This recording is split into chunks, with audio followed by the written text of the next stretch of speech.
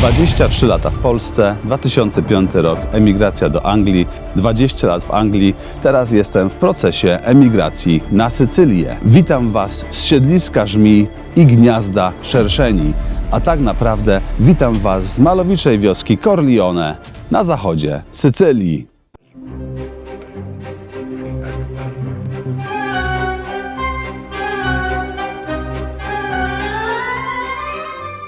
Zaraz powiecie, że mi się nie chce chodzić, to was autem obwożę po wioskach.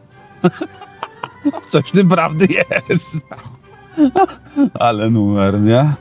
Ale ja jadę w ważne miejsce, tu mnie pan stopuje, bo się taczka z góry właśnie tutaj na dół będzie transportować, co jest też bardzo interesujące wydarzenie. Grazie mille! Zawsze miło. Trzeba gadać ze wszystkimi, oni są tu wszyscy mili. Nawet jak do nich nie gadasz, to oni będą do ciebie gadać i ty ich nie rozumiesz, ale oni rozmawiają. Jedź. Kolego, jedź, ja cię puszczę, bo ja jestem turysta. Taki turysta, co chce tu przyjść i mieszkać. Ale ja mam zamiar właśnie tu wam pokazać Corleone, jak wygląda. To słynne Corleone. Czy ja tu mogę zaparkować, czy nie? Tego to ja nie wiem, ale się pewnie dowiem, jak mandat dostanę. Więc... taksi. No, czy ja jestem taksi? No nie, no ale załóżmy, że jestem. Okej. Na pewno dostanę mandat teraz.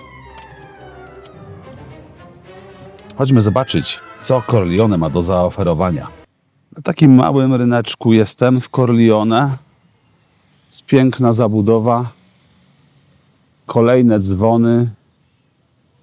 Urocze dzwony. Zabytkowa zabudowa. Jak praktycznie na każdym kroku na Sycylii. Bardzo ładnie to tutaj wygląda. Corleone jest większym miasteczkiem niż Chiusa Sclafani. Jest tu dużo więcej sklepów. Są tu duże supermarkety, takie jak M&D. O, i sklep dla dzieci jest z jakimiś artykułami tutaj. Tu jest dużo drogowskazów, które pewnie pokazują bardzo ważne punkty. Nie wiem, czy ja je wszystkie przejdę, ale jest ich tu multum. Jest punto panoramico, czyli punkt panoramiczny, jest Cascata della Chiesa, Chiesa, same chiezy. Tych chiez tu jest bardzo dużo. Castello Sotano, Castello Soprano. No, gdzieś właśnie słyszę soprano. Chodźmy za dźwiękiem soprano. Ludzie tutaj sobie puszczają soprano, dźwięki.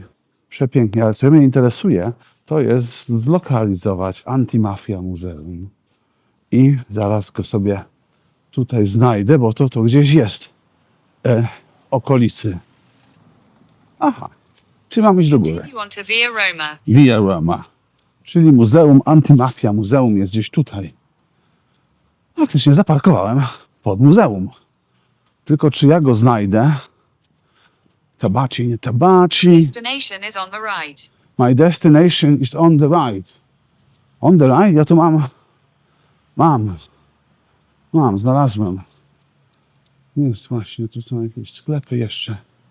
Inne sprawy. I tutaj jest przecież sławne muzeum w Corleone, Antimafia Muzeum. Chodźmy, zobaczmy, co tutaj mają. Buonasera. Tickets?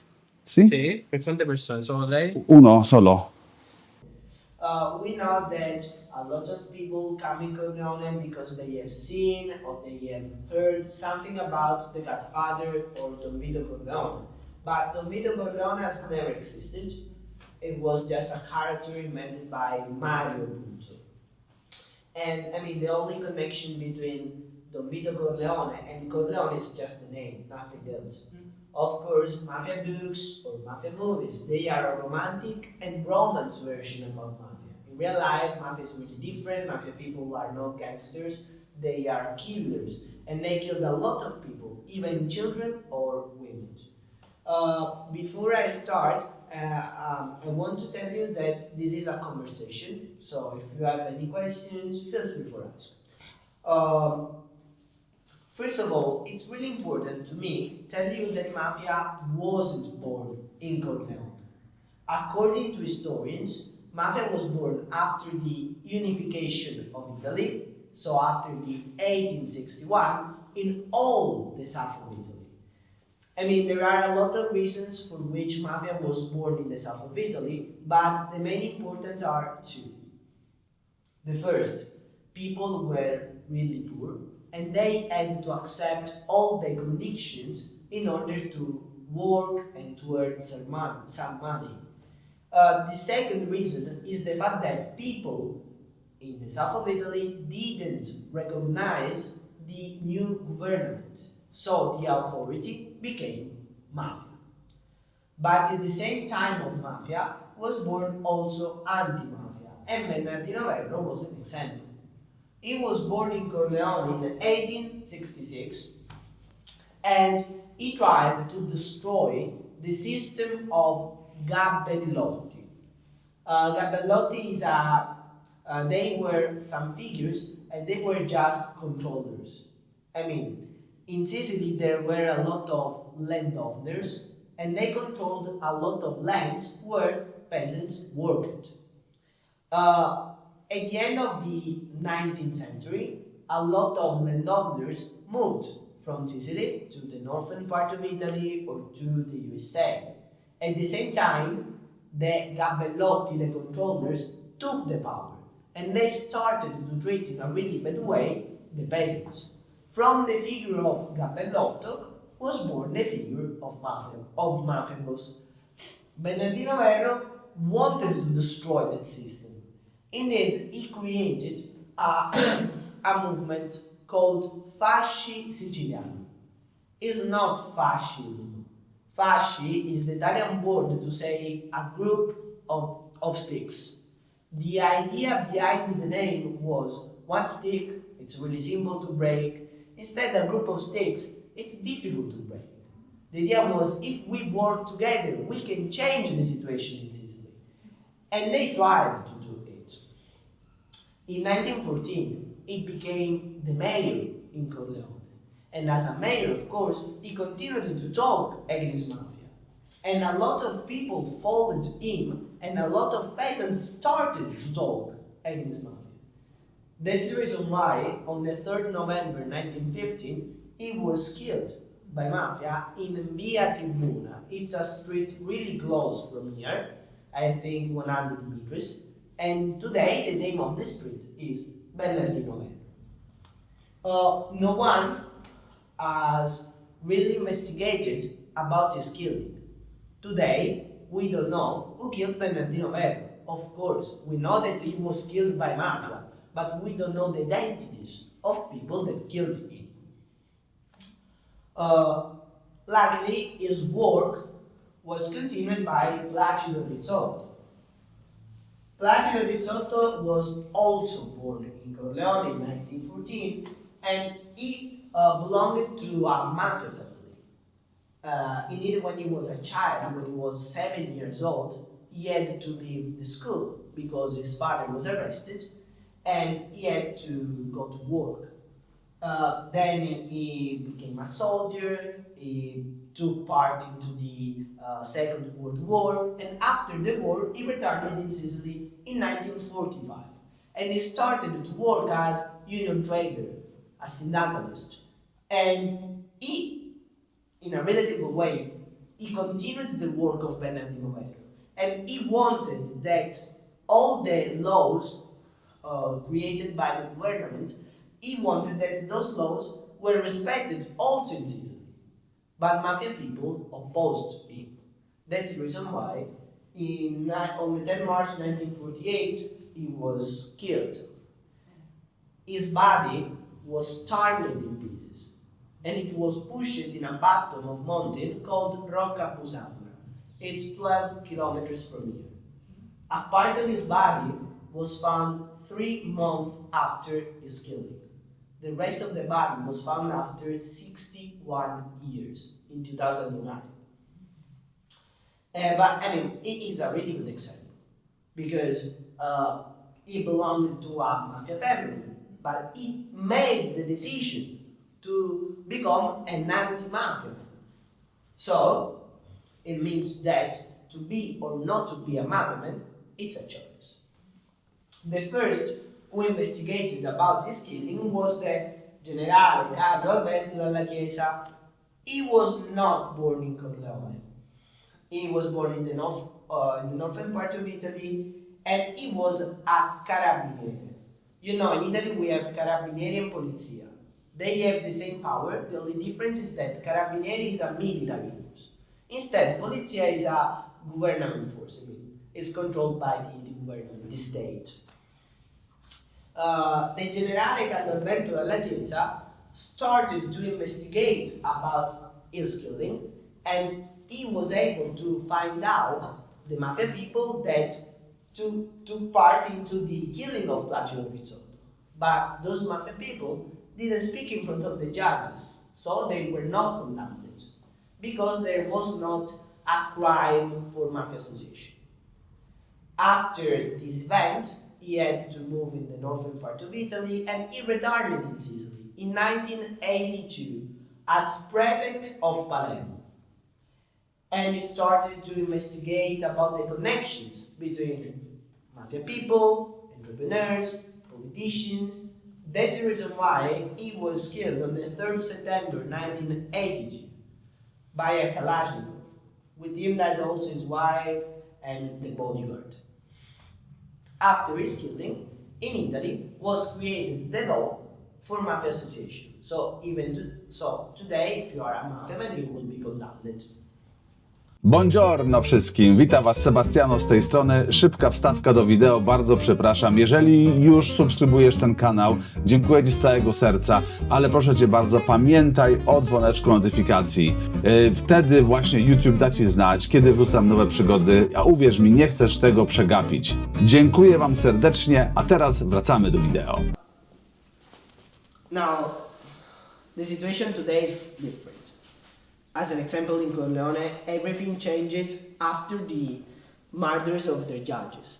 After the killing of the judge Falcone and Borsellino, especially after the killing of the judge Falcone, the children of primary school went to the square and they said no mafia. The generation of my father and my mother, they went to Palermo to the funeral of the judge Falcone, and it was a signal, it was a message. Of course, it's always important to talk about mafia, because the knowledge is the only way to destroy mafia. Mafia didn't want to create richness and knowledge. They hate school, we can say. Yeah. Of course, today mafia exists. And in Corleone, there are people connected to mafia. I think that there are the 2% of mafia people, such as in every city in Italy. Yeah. But it's important to every time to express the idea against mafia. I think there is a first lady of mafia lives still in Corleone and she's still alive. Yes, it's the wife of Totorina. Yeah. She lives here. She lives in the oldest part of the town. I think. Do you know how old is she? I don't know. I don't remember, but I think 80 or something like that. And she has not a lot of contacts, of course.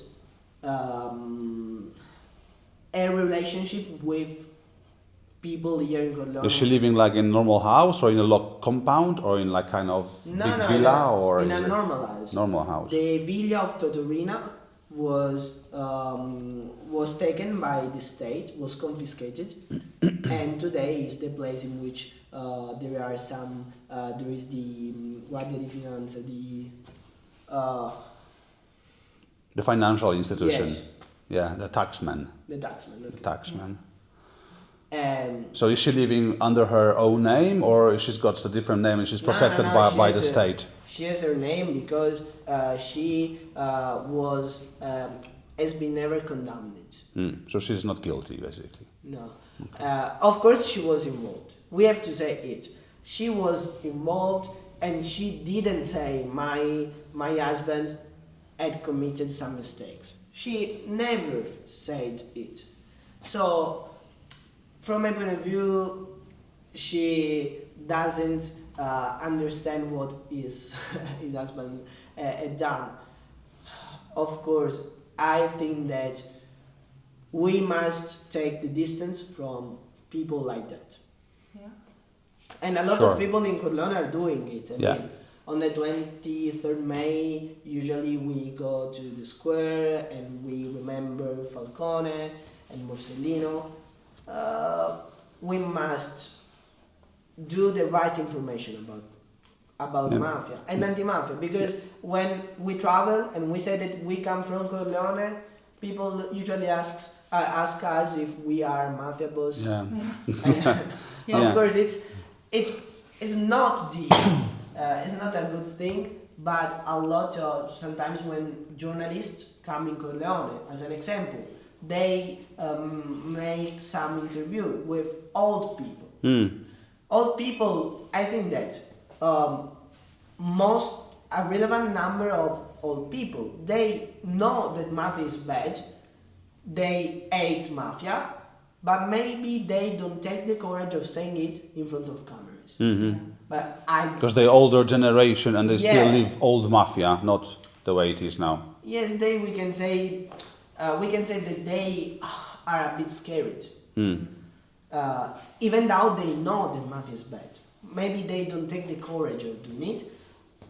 But we young people, the generation of my father, of my mother, no one can say that mafia is bad. Yeah. It's good. Yeah. So, Yeah, makes sense. Coming back to Falcone and Borsellino, they became like national heroes. Everywhere you go, you see the murals on the walls. There's Falcone and Borsellino, lots of paintings across the whole Sicily, everywhere. yes, they are national heroes, and as I said, they set an example. They are figures. I mean, they were really isolated. When they worked, they were really isolated. Instead, today we try to make people understand about the really important work they have done, because thanks to the investigations made by Falcone and Borsellino, we have discovered a lot of things about mafia, and Falcone have invented a new way to investigate about mafia. So, as I said, he said we must follow the money in order to find out the mafia people. Sure, thank So you. the work was really important. Thank you very much.